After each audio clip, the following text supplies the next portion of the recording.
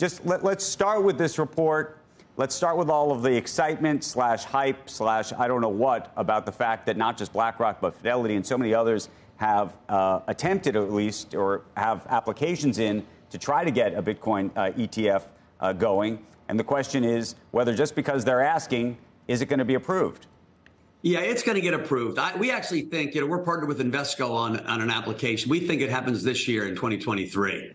All the indications of dealing seem to be heading in the right direction. And that's, from what's Mike, though, because I don't want people to, Mike, people are going to say he's talking his book. He owns a lot of Bitcoin. He wants this to happen, obviously. What would you pinpoint and specifically suggest that you're seeing around the approval process that is somehow different today than it was a year ago, than it was 2 or 3 years ago? The most significant piece was the SEC lost in court, right? The judge had said, what are you talking about, SEC? You have a futures ETF and you're saying you can't have a cash ETF. That makes intellectually zero sense. And I think that put the SEC on the back foot. And I think Gensler needs a win. There's a tremendous amount of pressure to do something that is rational. The American public wants this. BlackRock, who's the largest asset manager in the world, is out publicly saying we're going to get this done. And it's, I can't talk specific about conversations our guys are having, and, that's on the Invesco side. But talking to all the other people, it just feels like the dialogue with the SEC is all heading in the right direction.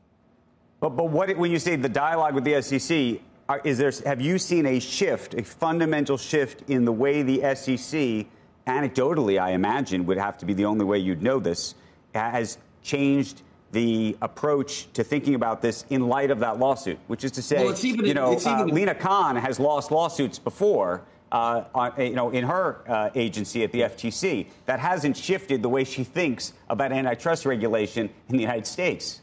Yeah, just the public filings back and forth and the comments you're reading online, the people's comments are much more constructive. And when you go to the comment period, what they're asking about all seems much more specific than general. And that seems to be a good sign. We'll see. I don't have a crystal ball.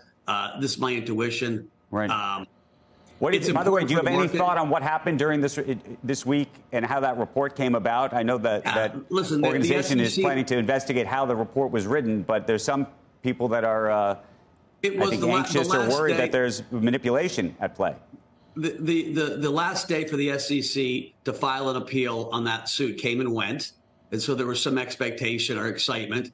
And, Cointelegraph, I believe, put out an errant report.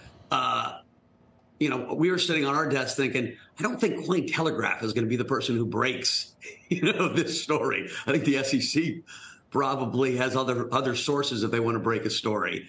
And so I was a little skeptical myself. What it does tell you is the market will head higher on any positive news, right? You're going to have Invesco's sales force, BlackRock sales force, Cathie Wood's sales force, Fidelity sales force, all out selling Bitcoin. And Bitcoin has always been an instrument that is sold, not bought, right? It's getting people in the first time, explaining to them what it is.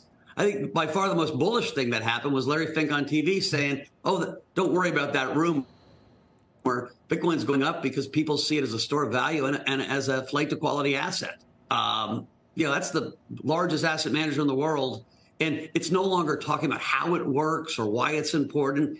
It's just a recognized macro asset. And that's a huge psychological shift.